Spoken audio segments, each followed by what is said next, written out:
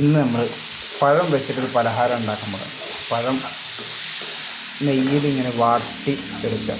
ഒന്ന് വാട്ടി ഒന്നുകൊണ്ട് ഏകദേശം വേവായി വരുന്നവരെ ചെറിയൊരു കളറൊക്കെ ചേഞ്ചായി വരുന്നുണ്ട് ഇപ്പോൾ. എന്നിട്ട് എന്ത് ചെയ്യുക, കുറച്ച് സമയം ഒന്ന് വാട്ടിയതിന് ശേഷം അതിലേക്ക് നമ്മൾ എന്ത് ചെയ്യണം, അരമുറി തേങ്ങ ചിരവിയതുണ്ട് അതിട്ട് കൊടുക്കുക. അരമുറി തേങ്ങ ചിരവിയത് അതിലേക്ക് ആഡ് ചെയ്യുക. എന്നിട്ട് നന്നായി ഇളക്കുക. നന്നായി ഇളക്കിയിട്ട് രണ്ടുകൂടി മിക്സാക്കിയിട്ട് മാറ്റി വെക്കുക. ഇതിങ്ങനെ കഴിക്കാൻ തന്നെ നല്ല ടേസ്റ്റാണ് കേട്ടോ. പക്ഷേ നമ്മളിന്ന് ഇത് വെച്ചിട്ടൊരു പലഹാരം ഉണ്ടാക്കാൻ പോകണം, ആവിയിൽ വേവിച്ചിട്ട്. ഇങ്ങനെ മാറ്റി വെക്കാം, ഇങ്ങനെ വേവിച്ചെടുക്കാം.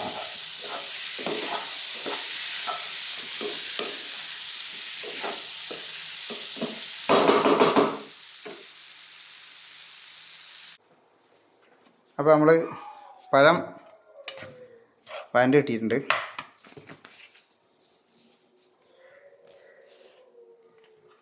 ഇത് നമ്മൾ നേരെ ഇതിലേക്ക് തട്ടുക. ഒരു വലിയ ബോളിലെടുത്തിട്ട് വലിയൊരു പാത്രത്തിട്ട് അതിലേക്ക് തട്ടുകയാണ്.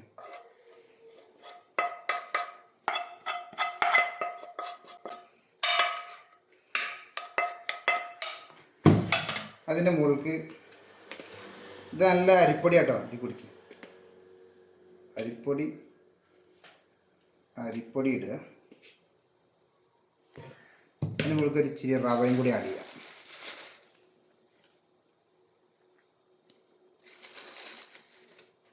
റവ ആഡ് ചെയ്തിട്ട് എന്നിട്ട് ഇത് നന്നായി മിക്സാക്കി എടുക്കുക.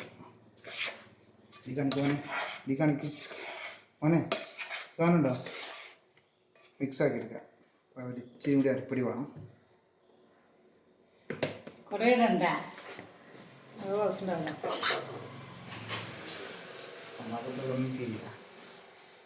ഇതിൻ്റെ മുകൾക്ക് നമ്മൾ ശർക്കരപ്പാനി ഉണ്ടല്ലോ, ശർക്കരപ്പാനി ഇതിലേക്ക് ഒഴിച്ചു കൊടുക്കുക. ഇച്ചിരി വെള്ളം അധികമായി തോന്നുന്നുണ്ട്, എന്നാലും കുഴപ്പമില്ല.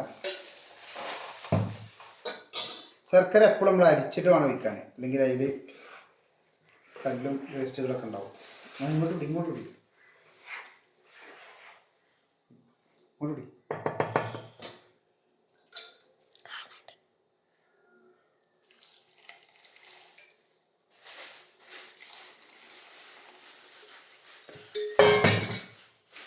നന്നാക്കി മിക്സ് ചെയ്തെടുക്കുക.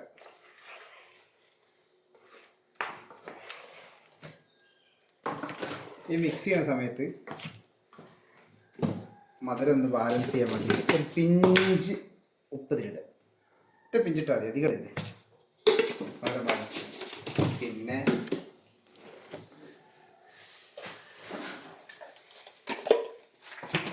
ഏലക്ക പൊടിയാണ് വേണ്ടത്.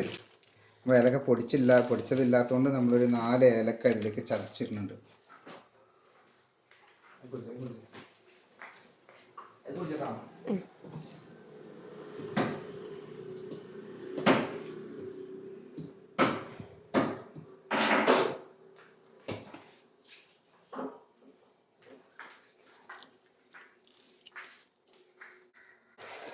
ഇനി നമ്മളിത് ഒരു 4 ബൗൾ എടുത്തിട്ട് അതിലാക്കിയിട്ട് സ്റ്റീം ചെയ്തെടുക്കാൻ പോവാണ്.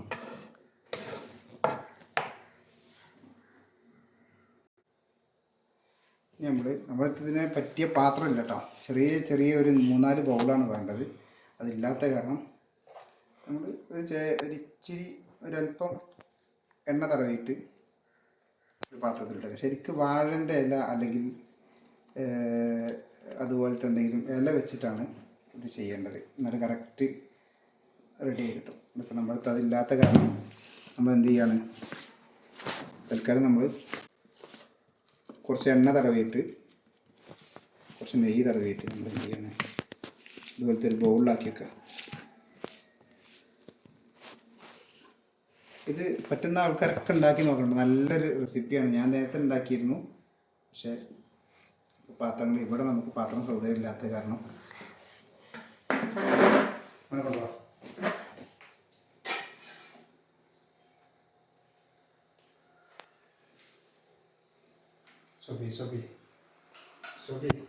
ഞാൻ ഈ പാത്രം നേരത്തെ കാണാനില്ലാത്തതുകൊണ്ടാണ് പാത്രം ഇല്ല എന്ന് പറഞ്ഞത്. ഒരു വലിയ പാത്രത്തിലാക്കിയെങ്കിലും നമുക്കിത് കൂടെ വെച്ച് കൊടുക്കാം.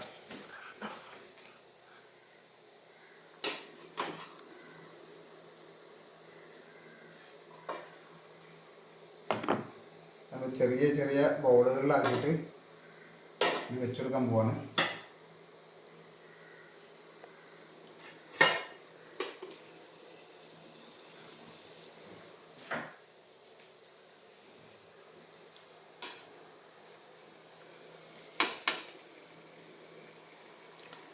ഇങ്ങനെ കറക്റ്റ് വെച്ചതിന് ശേഷം നമ്മളിത് എന്ത് ചെയ്യുക, ആവി പോവാതെ മൂടി വെക്കുക.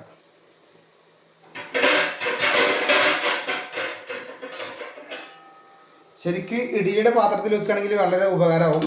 നമുക്ക് ഇവിടെ സൗകര്യം കുറച്ച് കുറവായത് കാരണം നമ്മളിങ്ങനെ ചെയ്യാം. ഓക്കെ, മൂടി വെച്ചിട്ടുണ്ട്. ഏകദേശം നമ്മൾ ഫസ്റ്റ് ഇട്ട 3 എണ്ണം റെഡിയായി വന്നിട്ടുണ്ട്. അപ്പോൾ ഇത് നല്ലൊരു റെസിപ്പിയാണ്, പറ്റുന്ന ആൾക്കാരൊക്കെ ഉണ്ടാക്കി നോക്കണം. ഓക്കെ, ഉണ്ടായി കഴിഞ്ഞതിന് ശേഷം കണ്ടതിന് ശേഷം നിങ്ങളുടെ അഭിപ്രായങ്ങൾ കമൻറ്റിൽ അറിയിക്കണം, മറക്കരുത്. Okay, thank you.